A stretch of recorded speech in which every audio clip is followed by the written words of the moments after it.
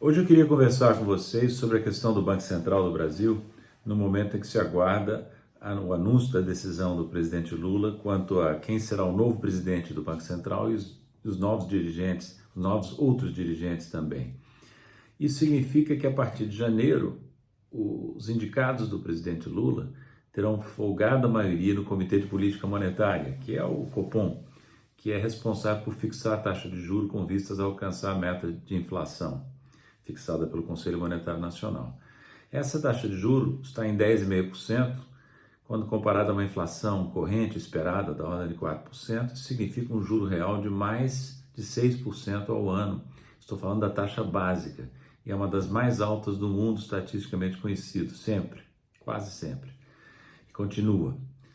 Apesar de o próprio presidente dizer, e vários outros economistas, não só eu, dizer por que essa taxa de juros tem que ser tão alta, qual a argumentação em favor disso? Não está claro, e espera-se que com um novo presidente e uma nova maioria do Comitê de Política Monetária a partir de janeiro, o Banco Central possa começar a reduzir essa taxa básica de juros. Lembrando que essa é a taxa básica. As taxas praticadas pelos bancos quando emprestam a empresas, a indivíduos, são muito mais altas ainda, porque há um spread bancário no Brasil, uma margem bancária que é das mais altas do mundo também, se não é a mais alta. Então o custo do crédito na faixa livre no Brasil é insuportavelmente alto, e é por isso, em grande medida, que a economia ainda investe pouco, cresce relativamente pouco. Portanto, essa é uma questão central para os novos dirigentes do Banco Central e que deve guiar, imagino, o presidente Lula na escolha desses nomes, né? Agora, normalmente se fala apenas desta função do Banco Central, a de fixar a taxa de juro básica e controlar a inflação. Mas o Banco Central tem diversas outras atribuições, importantes também, que nem sempre são mencionadas, ou raramente são mencionadas no debate público. Ele é responsável, por exemplo, por supervisionar e regulamentar o sistema financeiro brasileiro. Se ele cai nas mãos do sistema financeiro, como caiu no Brasil já há muito tempo, se o sistema financeiro tem uma influência determinante sobre a orientação do Banco Central, na política monetária, na política de supervisão financeira, isso cria um conflito de interesse. Por isso que é tão importante garantir a independência, a autonomia do Banco Central em relação ao sistema financeiro, que se apropriou do Banco Central nas décadas recentes, e isso não mudou.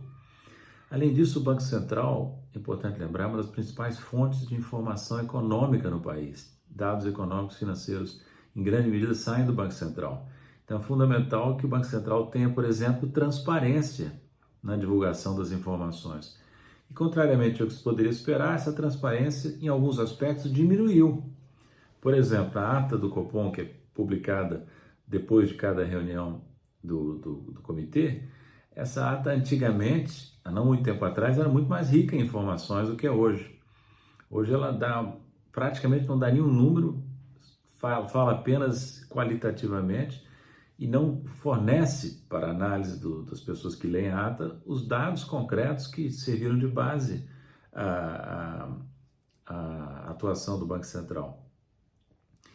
Outra questão, o Banco Central é responsável pela gestão das reservas internacionais que são do país. Ele é apenas depositário dessas reservas. São reservas de moedas estrangeiras, dólar e outras, direitos especiais de saque do FMI, ouro e outros ativos, né? Como é que está a gestão das reservas?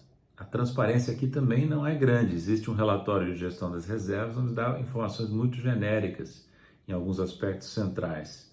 Vale a pena examiná-lo, mas ele não resolve os problemas. Por exemplo, a parcela de ouro das reservas internacionais do Brasil é suficientemente alta, tendo em vista as incertezas em relação a outros ativos?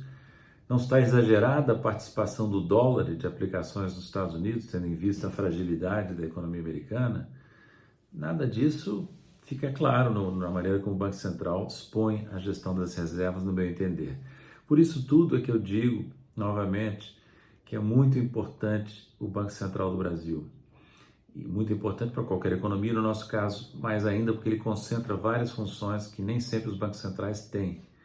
Então, veja, daí que é um absurdo a proposta de emenda constitucional 65, que dá autonomia ainda maior ao Banco Central, praticamente desligando o banco da esfera pública. É a PEC 65. Essa PEC 65, ela transforma um órgão que exerce tarefas eminentemente públicas numa entidade de direito privado, pública de direito privado, com autonomia ainda mais ampla em relação ao governo eleito.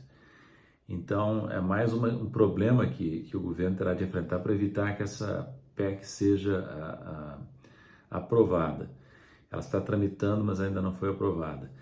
E realça, mais uma vez, todo esse conjunto de atribuições que o Banco Central tem, que eu procurei resumir aqui, realça, mais uma vez, a importância da escolha dos dirigentes do Banco Central, presidente e outros diretores, que o presidente Lula irá anunciar em breve.